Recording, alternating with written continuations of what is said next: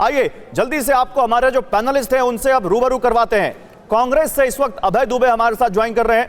अभय जी स्वागत है आपका। प्रमोद स्वामी हमारे साथ हैं बीजेपी से। प्रमोद जी आपका स्वागत है। और विनय कुमार सिंह है, पीएफआई के बारे में कुछ खासा रिसर्च कर रखा है, इनको पीएफआई की बड़ी जानकारी है, पीएफआई एक्सपर्ट भी कहते हैं। विनय जी आपका भी स्वागत है। सबसे पहले तो मैं अभय जी आपसे शुरुआत करूंगा। अभय जी, पीएफआई एक ऐसा संगठन जिसके बारे में सब जानते हैं कि कैसे वो देश विरोधी गतिविधियों में शामिल है। आज जब उसको बैन किया गया तो कांग्रेस पार्टी के कार्यकर्ता इससे खुश क्यों नहीं दिखाई देते, या वो क्या कहना चाहते हैं? कमलनाथ हो, राशिद अल्वी हो, उनके बयान से लगता है कि वो पीएफआई पर बैन से उनको रास नहीं आ रही है। गौरव अग्रवाल जी, आज अमित शाह साहब से पूछिए क्या उन्होंने एसडीपीआई को क्लीन चिट दे दिया है?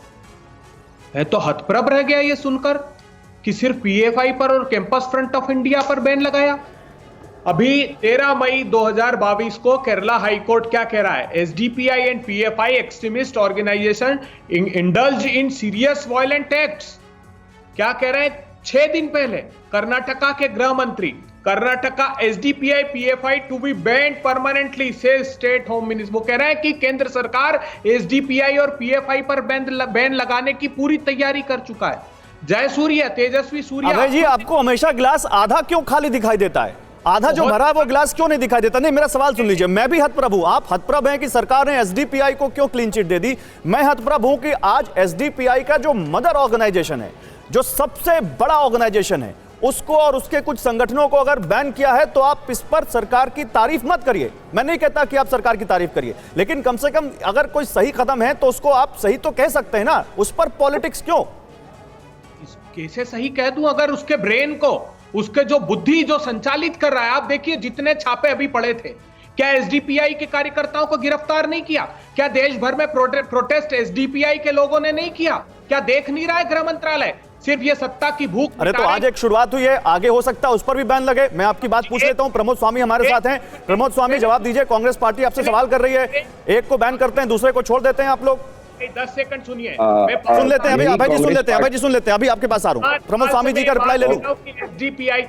कांग्रेस पार्टी की यही समस्या है कि ये चले तो है भारत जोड़ो की यात्रा करने के लिए इनके नेता, लेकिन जो लोग भारत तोड़ने की गतिविधियों में लिप्त है, जो देश में आतंकवाद फैला रहे हैं और जो देश में टेररिज्म को बढ़ावा दे रहे हैं, और इसके अगर वो साक्ष्य मिलते हैं और उनके ऊपर में कार्रवाई अगर की जाती है तो ये उनके भी बचाव के नए नए बहाने गढ़ लेते हैं।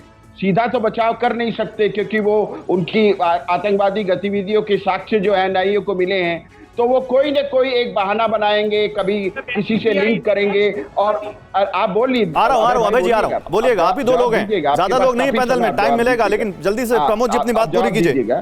तो मेरा कहने का मतलब है अभय भाई, कांग्रेस इतनी पुरानी पार्टी है और इस पार्टी ने देश पर इतने वर्षों तक शासन किया, तो जो लोग राष्ट्र विरोधी गतिविधियों में लिप्त हैं उनके खिलाफ अगर कोई कार्रवाई होती है तो कांग्रेस पार्टी को सबसे पहले आगे बढ़कर के उसका स्वागत करना चाहिए, बजाय आप स्वागत करने के लिए उनको प्रोटेक्ट करने के लिए बहाने करते हैं। मैं इस पर जवाब देता हूं। प्रमोद जी मैं जवाब देता हूं, लेकिन मैं विनय जी को भी शामिल कर लेता हूं डिबेट में, फिर आपके पास आता हूं। अभय जी जवाब दीजिएगा। विनय भाई मुझे ये बताइए, विनय जी एक मिनट। प्रमोद भाई रुकिए। प्रमोद जी आ रहा हूं, बोलिएगा। बोल दिया प्रमोद जी, आ रहा हूं। विनय जी मुझे ये बताइए, पीएफआई पर बैन कितना जरूरी था? आप तो पीएफआई मामलों के जानकार बन गए इस देश में। पीएफआई मतलब क्या? देश का दुश्मन? पीएफआई मतलब देश के खिलाफ काम करने वाला? या जैसा कि कुछ लोग कह रहे हैं पीएफआई मतलब लोकतंत्र में एक ऐसा संगठन जो अपनी आवाज उठा रहा था कुछ लोगों की? देखिए, टेक्निकलिटी समझिए। ये जो सवाल है ना कि पीएफआई बैन हुआ, उसके साथ बाकी ऑर्गेनाइजेशंस, 9 ऑर्गेनाइजेशंस बैन हुए, एसडीपीआई क्यों नहीं बैन हुआ? एसडीपीआई का registration election commission of India में है और वो यूएपीए के तहत उसका बैनिंग प्रोसेस नहीं हो सकता। एसडीपीआई बैन होगा, उसमें समय लगेगा। दूसरा, बहुत सारे ऐसे लोगों की गिरफ्तारी हुई है जो एसडीपीआई के भी सदस्य थे और पीएफआई के अन्य संस्थाओं से भी जुड़े हुए थे। तो एक बात तो ये क्लियर रख लीजिए, सरकार की मंशा मुझे लगता है कि ठीक है इसमें। मुझे एक बात की चिंता थी कि सिमी में जो सरकार ने गलती की थी कि सिमी को बैन किया, लेकिन बाद के उसके जो संगठन उससे जुड़े हुए थे उसका बैनिंग नहीं किया, तो सिमी का नाम परिवर्तन हो गया, संगठन वही रह गया।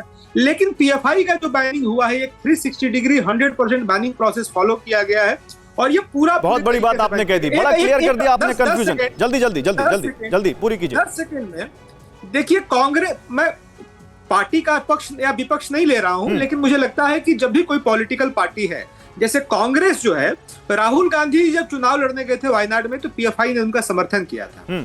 जब कर्नाटक चुनाव लड़े तो पीएफआई उनका ऑफिशियल अलायंस पार्टनर था। उन लोगों ने 32 ऐसी सीट्स थे जहां वो प्रभाव डाल सकते थे, आपको बोलने का मौका दूंगा, नुकसान दे सकते थे, वहां से उन्होंने अपने कैंडिडेट्स वापस लिए। बाद में उत्तर प्रदेश में जब अखिलेश यादव और राहुल गांधी मिलकर चुनाव लड़ रहे थे तो पीएफआई ने प्रेस कॉन्फ्रेंस करके कांग्रेस पार्टी को पीएफआई इतना क्यों पसंद है, आप यही पूछ रहे हैं ना? चलिए मैं पूछ लूंगा।